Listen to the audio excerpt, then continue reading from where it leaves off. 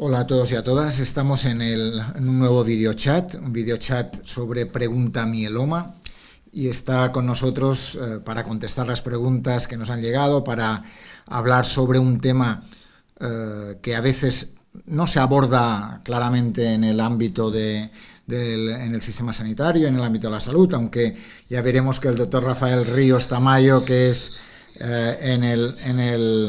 tiene como la cuenta de Twitter es rriost33. Él es jefe de sección del Hospital Virgen de las Nieves, es facultativo, por tanto, del Servicio Andaluz de Salud, y es responsable de la unidad de mieloma del propio hospital. Si a alguien le interesa saber más de mieloma, tiene una página que se llama Mieloma Granada, que es una página muy útil, muy interesante, donde uno puede leer, ver alrededor del mieloma y de las enfermedades asociadas al mieloma, que es de gran interés, ¿no? Por tanto, en primer lugar, muchas gracias por estar aquí con nosotros. Y la primera pregunta que nos han hecho es, que incluso lo piden dice, no sé si preguntar, pero ¿qué es el mieloma? Pues muy buena pregunta. En principio es una enfermedad, una neoplasia hematológica, que realmente es la segunda más frecuente dentro de la hematología, por tanto tiene importancia después de los linfomas, y realmente, bueno, pues es dentro del cáncer. Las neoplasias hematológicas pues cada vez tienen una representación más importante, ¿no? Y bueno, tiene su entidad propia desde hace mucho tiempo, y realmente tiene una forma de presentación, un diagnóstico, un tratamiento específico dentro del mundo de la hematología, y su definición ha ido cambiando con el tiempo. Eso es un problema para los registros de cáncer, porque realmente cada clasificación nueva, cada sistema de estadiaje complica las cosas, ¿no? Claro. Pero en principio, bueno, tenemos un grupo internacional que define un poco la hoja de ruta, y realmente hay que seguir un poco los pasos, ¿no? Y adaptarnos siempre a la actualidad, ¿no? ¿Y por qué se llama mieloma múltiple? Sí, eso tiene que ver con que de forma característica, digamos que las lesiones óseas, que son la forma de presentación más común, ocurren en el esqueleto de forma muy diversa, ¿no? Al mismo tiempo, lo normal es que aparezcan focos en las pruebas de imagen, que el paciente debute con dolor óseo y que realmente tenga una afectación muchas veces diseminada. Eso necesariamente no implica en esta enfermedad mal pronóstico. Lógicamente, mientras mayor sea la masa tumoral del paciente, que la medimos de diversas maneras, ¿no? Pero una de ellas es la imagen, pues bueno, peor en teoría, ¿no? Siempre esto ocurre en las neoplasias, ¿no? Pero que realmente en este caso no implica necesariamente que las cosas vayan a ir peor, es lo normal. Es lo normal. ¿En qué sitios afecta? Porque hemos dicho mieloma múltiple afecta a diversos sitios. ¿En qué sitios puede afectar o suele afectar más normalmente? Esta pregunta me lleva un poco a pensar en la patogénesis, ¿no? del mieloma. El mieloma es una enfermedad que llamamos multipaso, que virtualmente todos los pacientes que tienen mieloma han tenido previamente una enfermedad precursora. Esa enfermedad precursora puede ser la gammapatía monoclonal de significado incierto, el mieloma quiescente asintomático o smoldering, y el plasmocitoma, bien plasmocitoma óseo solitario o bien plasmocitoma extraóseo. Todas esas entidades son distintas y pueden evolucionar al mieloma. Lo que pasa es que no es frecuente que el paciente, cuando le vemos ya con mieloma, sepamos que ha tenido una neoplasia previa, una enfermedad previa. ¿Por qué? Porque la mayoría de estas enfermedades, la gammapatía monoclonal, es asintomática por definición. Es una alteración, yo le explico así a los pacientes, ¿no? Una disregulación del sistema inmunológico que tiene que ver un poco con la edad, porque todas estas enfermedades son típicas de personas un poco alrededor de los 70, y por tanto se descubren en gran medida cuando se hacen análisis clínicos por otros motivos, ¿no? Y ya se ve que hay un aumento de proteínas totales o en el proteinograma un pico monoclonal, ¿no? Y esto lo que dices es la gammapatía monoclonal. Monoclonal de significado incierto, sí, que es la gammapatía monoclonal más frecuente con mucho. Lo que pasa es que no la vemos tanto, probablemente esas personas que lo tienen no saben que lo tienen, ¿no? Y por tanto, a partir de una gammopatía monoclonal o de un mieloma asintomático, viene lo que sería puede evolucionar hacia un mieloma abierto o clínico, ¿no? Lo que pasa es que con la última definición, ya cuando hablamos de mieloma, es el mieloma clínico, el que necesita tratamiento. Por tanto, la clave es, se descubre alrededor de los 70 años, por un lado, además con un proceso en principio asintomático, ¿no? Cuando se descubre el mieloma puede ser que ya tenga uno el mieloma, por tanto, esos pacientes con mieloma de novo que tienen síntomas, sí que los síntomas le han llevado al diagnóstico. Al diagnóstico, vale. Porque las personas que tienen el porcentaje de pacientes que cuando descubrimos el mieloma tienen antecedentes conocidos de enfermedad precursora es alrededor de un 5%. Por cierto, esos pacientes van mejor. No sabemos bien por qué. Se atribuye a un diagnóstico más precoz, pero no siempre es el argumento. Biológicamente probablemente es un mieloma a lo mejor más indolente, ¿no? Pero el mieloma cuando debuta de nuevo, pues lo hace de forma muy clara. O con dolor óseo, o con un síndrome constitucional, con infecciones de repetición, con fracturas patológicas, etcétera, ¿no? Hay muchos síntomas o signos que denotan que ahí tenemos un problema. Sí, ¿no? pero con mucho, pues el dolor óseo, la insuficiencia renal de origen pues no conocido y una anemia crónica también de origen no conocido, ¿no? Tienen que llevar un poco a profundizar en el estudio y al final pues muchos de estos pacientes terminan con un mieloma. Hay una pregunta que nos dice, ¿cuáles son los síntomas de los mielomas clásicos? Clásicos. Pues básicamente eso lo tenemos en nuestra serie muy bien estudiado y con mucho el dolor es el más importante. Lo que pasa es que, claro, el dolor en las personas ya de 70 años o así es muy frecuente de por sí, ¿no? Que tienen que ver más con la edad, ¿no? Entonces, cuando el dolor realmente ocurre, por ejemplo, en personas jóvenes, y esto es un mensaje para primaria, normalmente no se piensa en el mieloma. Y hay muchos pacientes jóvenes con 40 años y tal, que estamos viendo cada vez más también mieloma en jóvenes. Por tanto, eso es el toque de atención, cuidado que cuando hay un dolor en una persona joven también se puede, en el diagnóstico entre diferencial, hay que pensar en qué puede ser eso, ¿no? Un 25% así de los pacientes pueden tener menos de 50 años, ¿no? Y de hecho hemos visto incluso un mieloma en un niño de 12, ¿no? Que es una cosa muy rara. Que es una cosa rara, ¿no? En ese caso. Pero el dolor es el síntoma clave. Luego, la insuficiencia renal. Nosotros tenemos que tener muchos amigos dentro del hospital porque los traumatólogos por un lado, los nefrólogos por otro, los internistas, ¿no? Todos son fuente de pacientes. Porque realmente todos ven pacientes que pueden estar ingresados por un cuadro constitucional, con una pérdida de peso, con astenia, anorexia, y que muchas veces terminan el diagnóstico en un mieloma. ¿Y qué pronóstico tiene el diagnóstico de un mieloma? ¿Qué pronóstico tiene? Eso es lo que más nos interesa al final, ¿no? Poder decirle al paciente un poco cómo le va a ir su andadura a partir de empezar un poco con el diagnóstico. Y eso depende de muchísimos factores. El pronóstico depende de 4 grandes factores, ¿no? Uno, las propias características del paciente. La edad, las comorbilidades, el apoyo social, incluso el nivel socioeconómico. Todo eso tiene impacto, incluso si estamos casados o no. Hay muchas variables en epidemiología que tienen interés y cada vez estamos viendo que hay más personas que viven solas y tal. Eso es un reto, ¿no? También para el mieloma. Por tanto, en primer lugar, el paciente en sí, ¿no? Una visión general de cómo está en condiciones, ¿no? Situación, ¿no? La situación, digamos, general, ¿no? Social, familiar del paciente.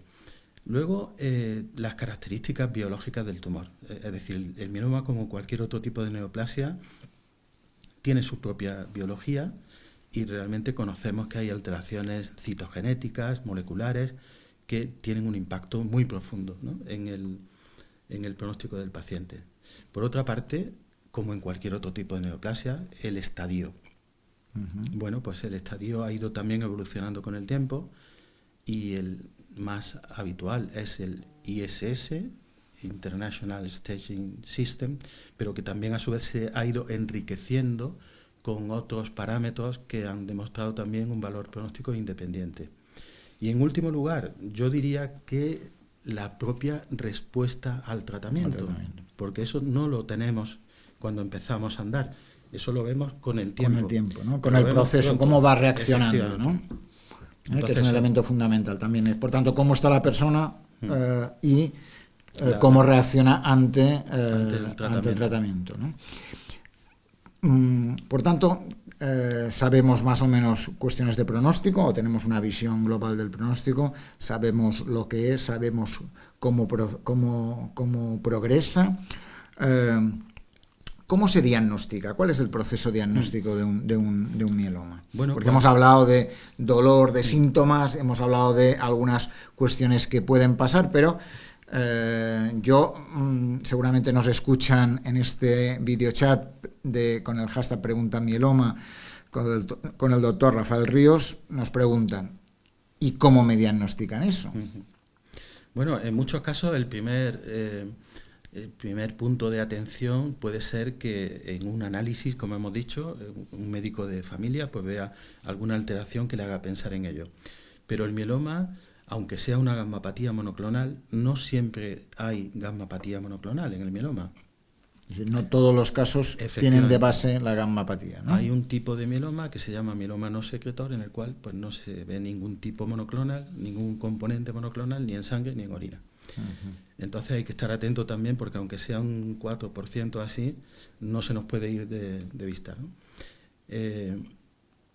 Entonces, cuando ya tenemos el paciente en la consulta, aparte de hacer una evaluación analítica muy compleja, tenemos que demostrar que en la médula ósea, que habitualmente hacemos un aspirado de médula ósea a nivel del esternón, pues hay más de un 10% de células plasmáticas, que son las células que fabrican los anticuerpos, y que además esas células son clonales, son patológicas.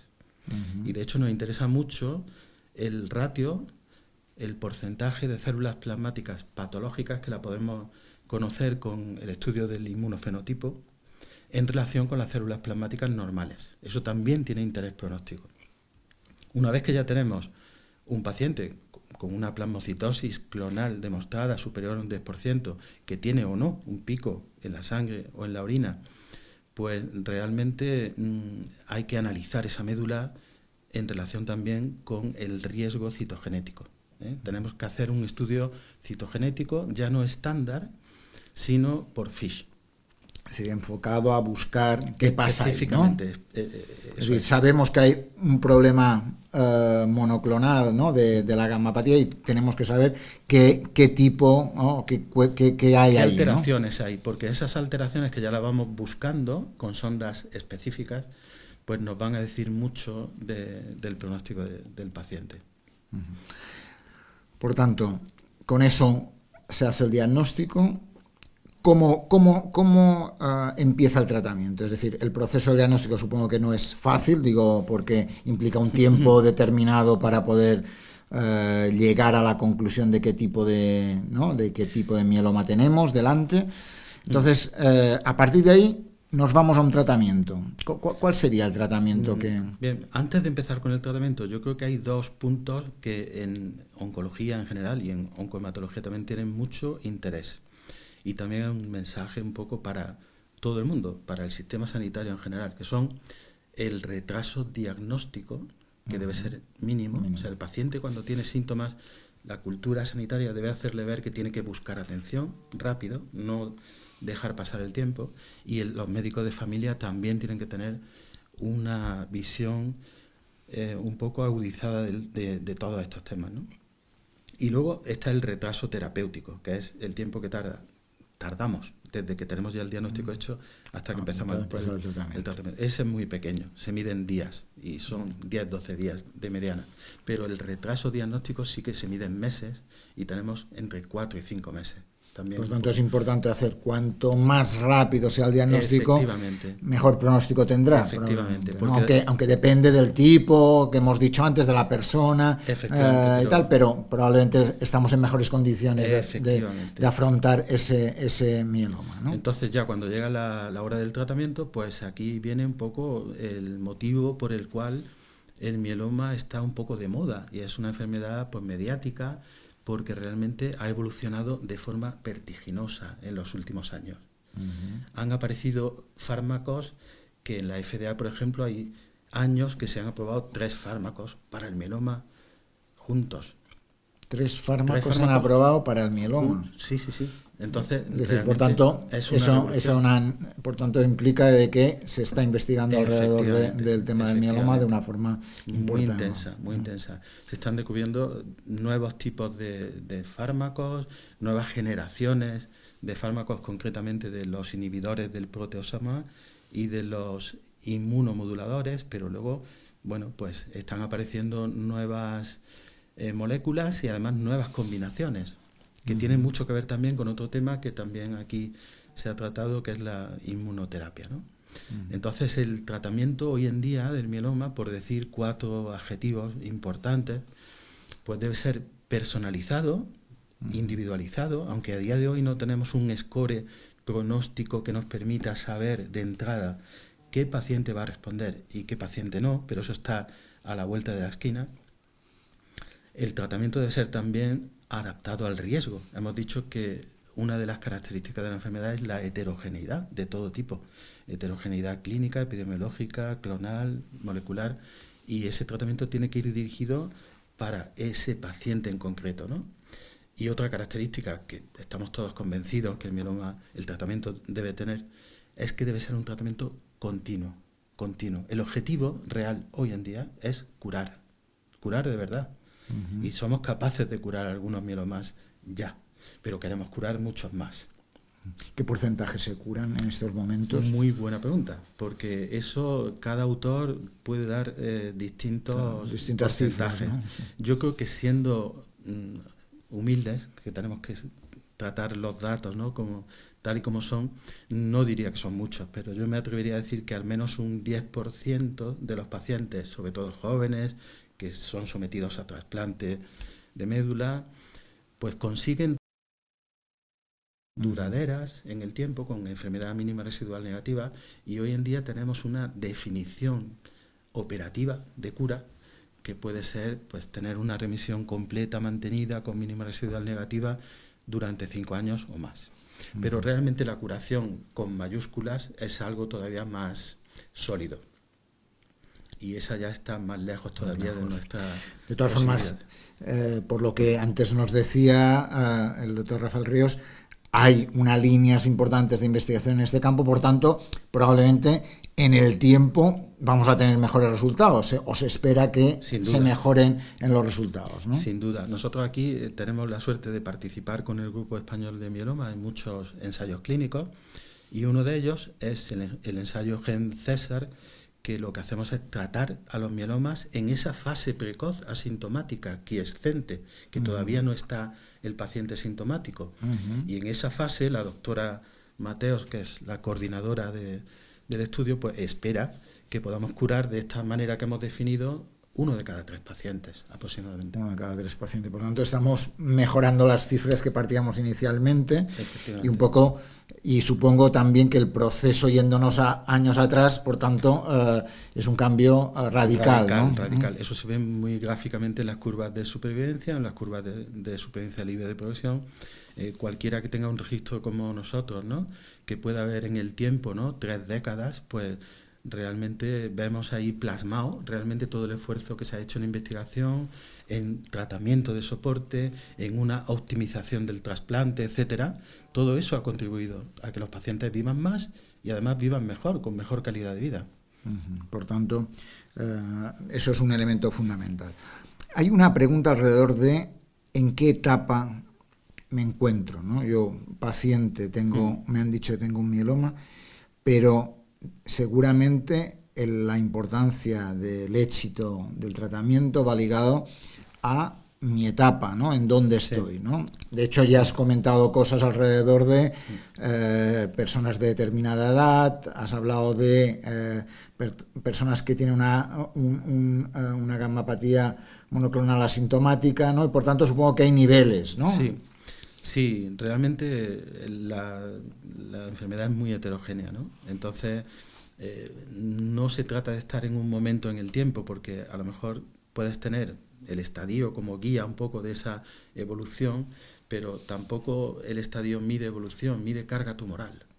Entonces, no siempre un solo factor pronóstico determina un poco el pronóstico, es el conjunto de todos. Un poco como decías antes, ¿no? Que la clave es la persona, el cómo aborda el tratamiento, ¿no? Aparte de elementos tanto diagnósticos que también son fundamentales, ¿no? Evidentemente hay un tipo, por ejemplo, de mieloma raro, pero que hemos tenido algún caso, que se denomina anaplásico, que es un tumor tremendamente agresivo, y ya da igual todo lo demás, porque ya estás viendo a nivel de anatomía patológica que aquello casi no es un mieloma, que son células plasmáticas maduras, lo que vemos habitualmente. Esas células ni parecen plasmáticas a veces, nos lo tiene que decir el inmunólogo, ¿no? Entonces hay una variedad tremenda, un espectro, un abanico tremendo en cada uno de esos factores pronósticos que hemos ido comentando. Y hemos dicho también que cuanto más pronto sea el diagnóstico, en mejor posición estamos para abordar el tratamiento. Sin duda, ¿no? Aunque eso es difícil de trasladarlo a datos para poder demostrarlo, yo creo que es un dogma, ¿no? Dentro de la oncología, y probablemente si analizamos ya casos por subgrupos, ¿no? Estratificados, probablemente se pueda demostrar que hay una ventaja mientras más precoz sea el abordaje. Bien, tenemos ahora un diagnóstico hecho. ¿Qué opciones de tratamiento le ponemos delante a este paciente? Pues a día de hoy, yo tendría que decir casi a día de hoy, porque mañana no lo sé, ¿no? Sí, mañana, pues concretamente, la mejor combinación que hay actualmente para tratar el mieloma no está aprobada en primera línea, no la podemos ofrecer al paciente en el primer momento. Pero yo diría, en primer lugar, que lo mejor para un paciente, sin lugar a dudas, es entrar en un ensayo clínico. Porque ahí sí tenemos la posibilidad de ofrecer siempre lo mejor. Entonces yo llamaría un poco, una vez más, la atención a todo el sistema sanitario para que haga un esfuerzo colectivo, de verdad, serio, por potenciar la investigación clínica. Porque esto es beneficioso para todo el mundo, para la población en general, todos somos pacientes potenciales, y para el propio sistema sanitario, ¿no? Y yo creo que ahí está un poco la capacidad de evolucionar y de mejorar día a día, ¿no? Por ejemplo, tenemos un ensayo que vamos a iniciar en breve para pacientes no candidatos a trasplante, es decir, los que más nos interesan por volumen, ¿no? Que incluye en primera línea una rama que lleva pues daratumumab, que es un anticuerpo monoclonal, carfilzomib, que es un inhibidor del proteasoma de segunda generación, lenalidomida, que es un inmunomodulador, y dexametasona. Y que además luego lleva consolidación y un mantenimiento también con daratumumab y lenalidomida. Es decir, eso era impensable, ¿no? Hace un poco de tiempo, pero estamos viendo que 3 fármacos son mejor que 2, sin aportar excesivamente toxicidad, y que probablemente, si uno elige bien, 4 también pueden ser mejor que 3. De lo que se trata es de añadir eficacia sin añadir toxicidad. Por tanto, como vemos, lo ideal, como decía el doctor Ríos, es entrar en un ensayo clínico. Esa es la clave para el éxito del tratamiento. En este momento, como decía antes, hay un ámbito de investigación importante, diría muy importante, hay estudios, hay grupo español que investiga, hay estudios internacionales, hay medicamentos varios que salen recientemente, y por tanto hay muchos. Lo ideal es entrar en un ensayo clínico que permita ver posibilidades de éxito, ¿no? En ese sentido. Como dice el doctor San Miguel, que además lo repite hasta la saciedad, y yo creo que toda la comunidad estamos de acuerdo con él, ¿no? Pues hay que dar lo mejor siempre, en cada momento, pero sobre todo al principio. Porque hoy en día que el tratamiento se ve como a largo plazo, tenemos que conseguir esa respuesta magnífica de la que hablamos antes, que nos garantiza que el paciente va a vivir mucho tiempo, pero que además lo va a hacer con una muy buena calidad de vida. Hay una pregunta que nos hacen alrededor de ¿cuánto tiempo cree que voy a sobrevivir? Bueno, efectivamente, la mediana de supervivencia, como hemos dicho, va creciendo. Va creciendo, es decir, eso poco como a decías, poco, hoy puedo decir una cosa, sí, mañana sí. probablemente cambie, ¿no? Pero, por ejemplo, nuestros datos de pacientes trasplantados, que lo hemos presentado hace poco en un Congreso Europeo de Trasplante, ¿no?, en Lisboa, pues la mediana de un paciente joven, candidato a trasplante, y joven significa menos de 70 años, sí. porque si no hay comorbilidades, realmente puede entrar a hacer un trasplante autólogo, por lo menos uno, que también está contemplado hacer dos, en caso de alto riesgo, o incluso otro tipo de trasplante. Pero esa mediana, hoy en día, en casi todos los centros, ronda los 10 años. Es decir, por tanto, la mediana de supervivencia ronda en estos momentos en trasplantes ligados a un mieloma múltiple 10 años. Pero tenemos pacientes que viven más de 20 años. O sea, y está muy bien. Y en un proceso que está evolucionando a marchas forzadas, a mejorar todo, sin duda, y además de forma tremendamente rápida. Nos has comentado que una persona puede tomar 2, 3 o 4 medicamentos, incluso en procesos continuados, ¿no?, que decías como un elemento fundamental. ¿Cuáles son los efectos secundarios, nos preguntan, de esos tratamientos? Muy buena pregunta. Pues realmente el perfil de toxicidad, que lo conocemos muy bien ya a través de los ensayos clínicos, cuando empezamos a tratar a pacientes de la vida real, pues realmente cada vez también es más amigable, ¿no? Los pacientes pues toleran cada vez mejor los tratamientos. Y, por ejemplo, pues realmente los dos fármacos más importantes en primera o segunda línea hoy en día, que son combinaciones basadas en bortezomib, por un lado, o lenalidomida, por otro, pues el perfil de toxicidad de bortezomib administrado por vía subcutánea desde hace ya años es que prácticamente puede haber neuropatía periférica, a lo mejor, pero grados leves, puede haber algún problema local en el punto de inyección, puede haber, lógicamente, efectos hematológicos, ¿no? Eso ya lo esperamos, puede haber trombopenia, anemia, neutropenia, pero realmente la inmensa mayoría de las personas, incluso con 90 años, que tenemos pacientes con 90 años, hay que decirlo, y van muy bien, y son capaces de conseguir también las mejores de las respuestas, ¿no? A veces con tratamientos muy sencillos, ¿no? Pues, y por tanto los efectos no son efectos muy llamativos, problemáticos ni severos, y además predecibles, ¿no? Y la lenalidomida, pues sí, los efectos secundarios más conocidos son, por un lado, pues el rash morbiliforme habitualmente, con o sin prurito, pues un poco la trombosis, que por eso exige el tratamiento siempre hacer una profilaxis, una antiagregación, ¿no?, habitualmente. Y luego también los efectos hematológicos, y un tema que ha tenido su importancia en estos años recientes, pero que ha perdido importancia a la hora de ver un poco su realidad, que son las neoplasias secundarias. Estamos hablando de pacientes muy inmunodeprimidos, pacientes mayores, que además se le administran tratamientos que sabemos que pueden tener, algunos de ellos, un cierto riesgo de desencadenar otra neoplasia en el futuro. Pero eso siendo cierto, el beneficio que se obtiene de estos tratamientos, incluido el mantenimiento, supera con mucho ese riesgo pequeñito de aumento de neoplasias secundarias. Vale, por tanto, tenemos que los efectos son pequeños, son valorables, por tanto entran dentro de la normalidad, y por tanto no generan ninguna preocupación adicional que podamos plantearnos. Tenemos otra pregunta que va ligado a los tiempos de recuperación. Yo entro en un tratamiento, en un proceso de tratamiento, porque sería un proceso, ¿no?, en ese sentido, y es cuánto tiempo voy a tardar en recuperarme. Pues una vez más depende de cada paciente, porque realmente el impacto de la enfermedad ósea en el mieloma, por ejemplo, es muy alto, porque hay pacientes que tienen pues fracturas patológicas, deformidades de los huesos que difícilmente, por muy bien que vaya la enfermedad, se van a recuperar al 100%. Va a ser necesario que intervenga pues el traumatólogo, pues el rehabilitador, para intentar conseguir un poco mejorar funcionalmente. En cuanto al riñón, ocurre otro tanto. El riñón tiene un impacto pronóstico tremendo en el mieloma. Y cuando hay una insuficiencia renal de entrada severa en el diagnóstico, en muchas ocasiones eso no es del todo recuperable. Pero hoy en día también los nefrólogos pues también cuentan con diversos tratamientos que hacen que pues que este tema sea más se lleve mejor, ¿no?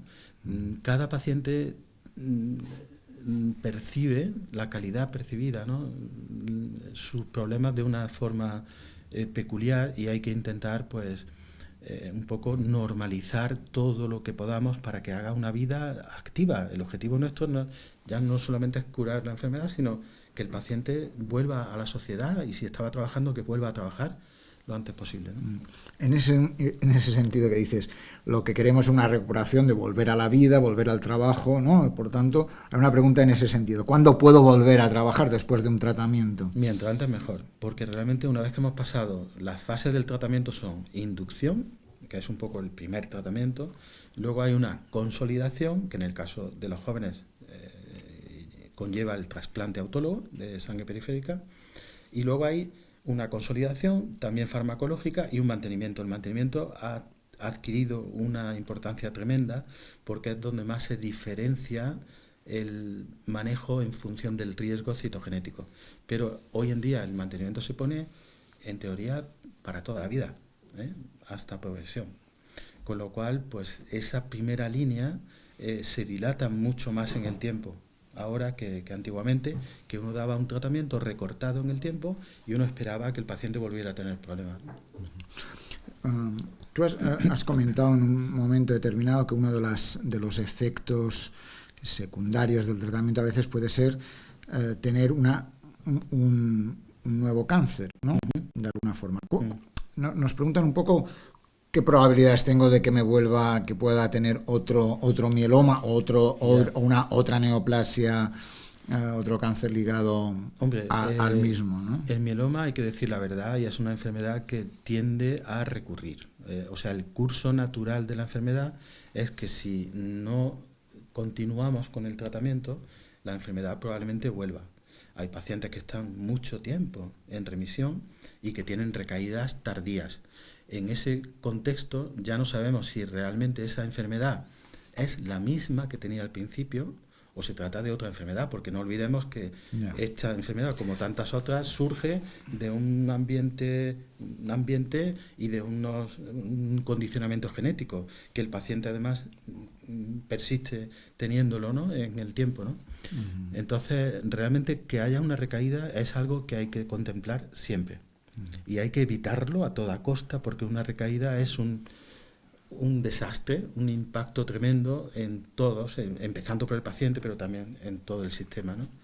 Es algo que hay que evitar a toda costa. ¿Y hay algún tipo de los tratamientos que tenemos que disminuye la posibilidad de estos nuevos cánceres, diríamos? Bueno, digamos que el perfil de riesgo para desencadenar neoplasias secundarias se ha ligado fundamentalmente a los inmunomoduladores, concretamente a la lenalidomida.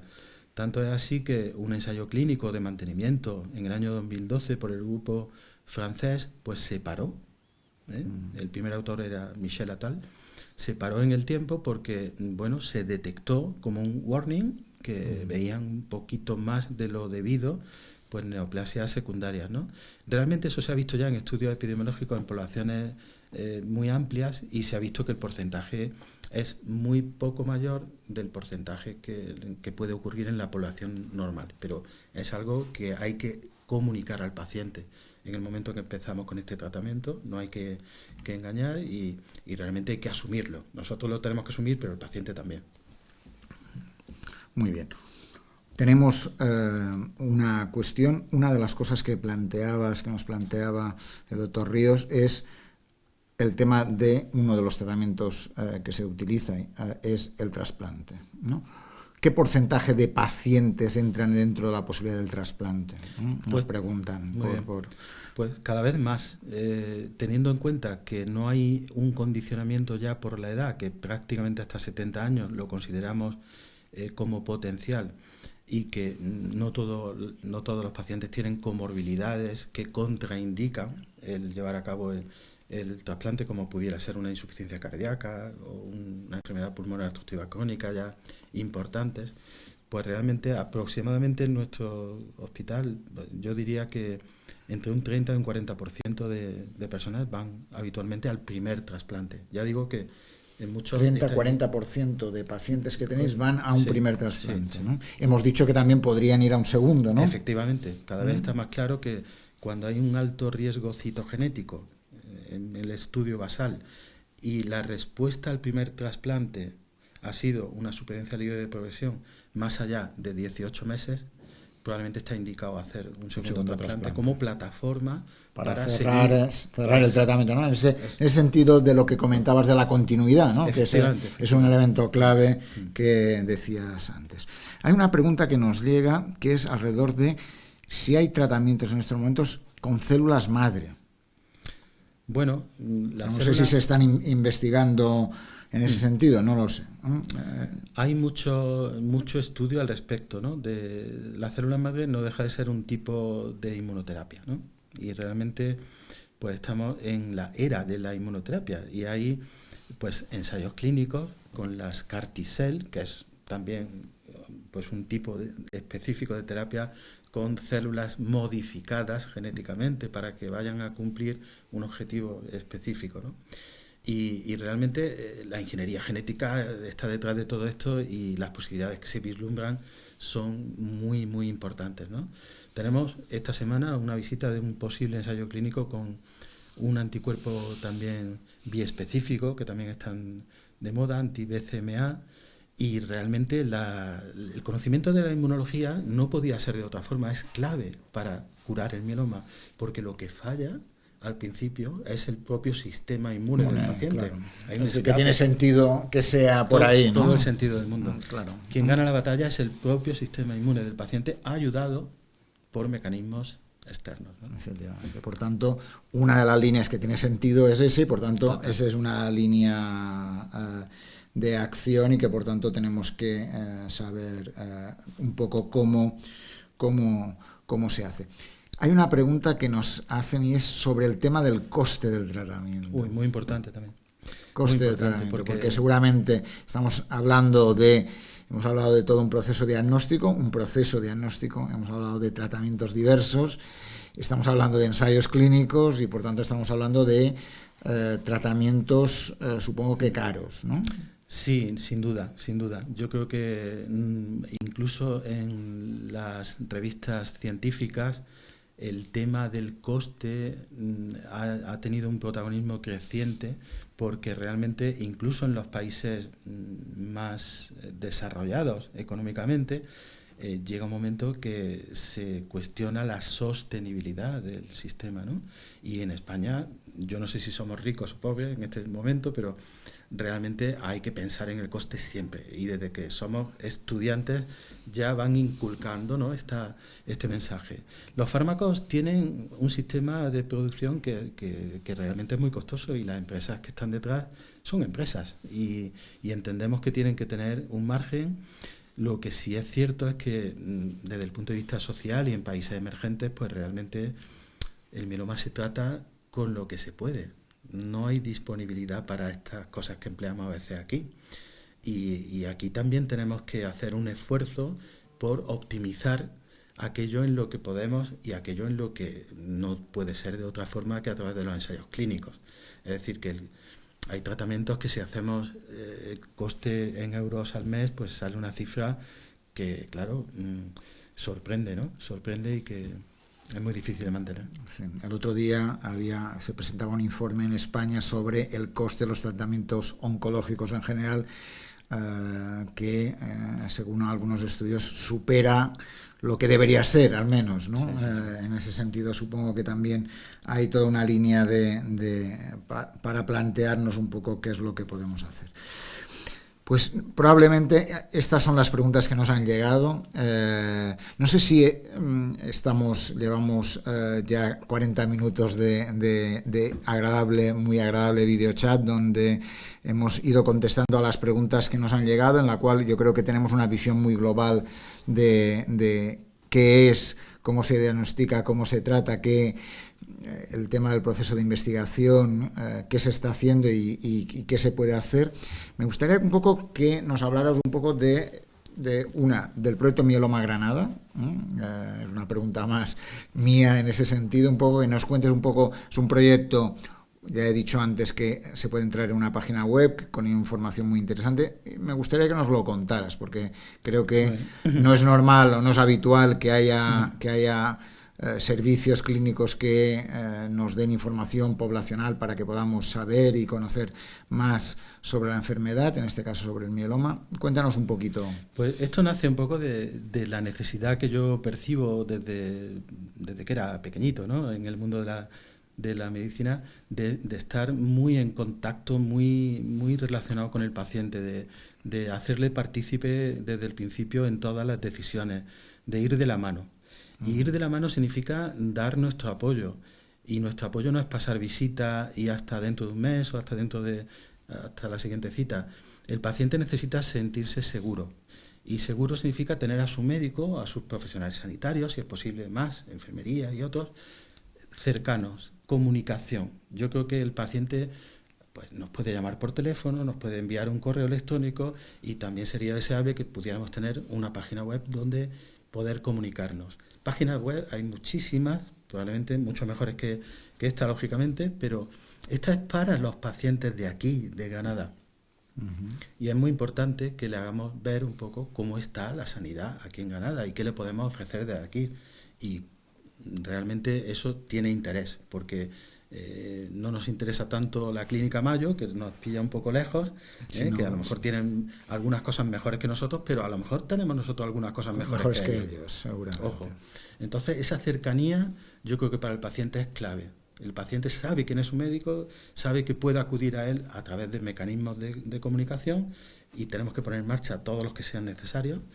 Y esa cercanía le da mucha fuerza para pues seguir adelante, para hacer las cosas bien, porque la adherencia al tratamiento también es clave, y para estar un poco sincronizados, ¿no? Porque se hace una prueba, yo estoy atento para ver el resultado, ¿no? Se hace cualquier cosa, tiene cualquier problema, y eso que lo hacemos para los ensayos clínicos, en mi opinión debería ser trasladable a todos los pacientes de la vida diaria. Entonces, esa cercanía es fundamental y la página web es un mecanismo más de comunicación para estar unidos, ¿no? Muy unidos. Pues nosotros que siempre somos partidarios de recetar webs, recetar blogs con calidad, fiables, que sean con con una información que sea buena y que sea con evidencia científica, pues nos parece que es un muy buen recurso para los pacientes, para profesionales. Antes hacías un llamamiento también a la atención primaria en algunos elementos que pueden ser de interés para un diagnóstico más precoz y, por tanto, cuanto más avancemos en ese sentido, mucho mejor. No sé si alguna cosa querías añadir.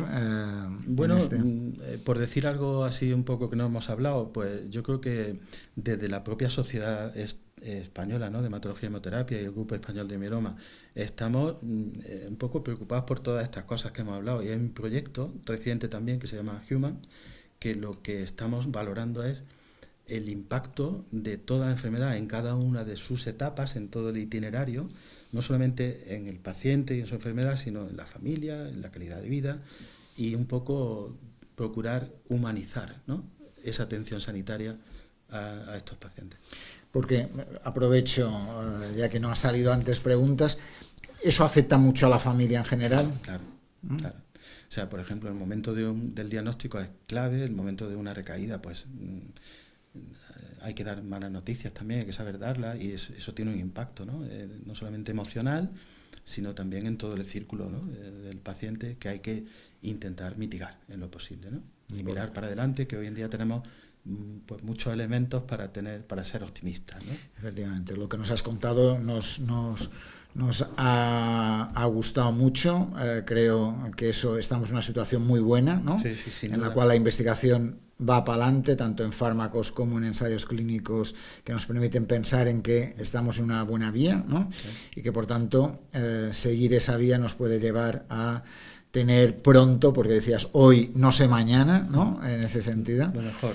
¿No? Y por tanto estamos en una buena línea y probablemente mañana va a ser mejor y mañana vamos a tener mejores tratamientos y mañana, por tanto, mejor pronóstico para los pacientes con mieloma múltiple. Sí. Pues muchas gracias. Gracias a vosotros por invitarme.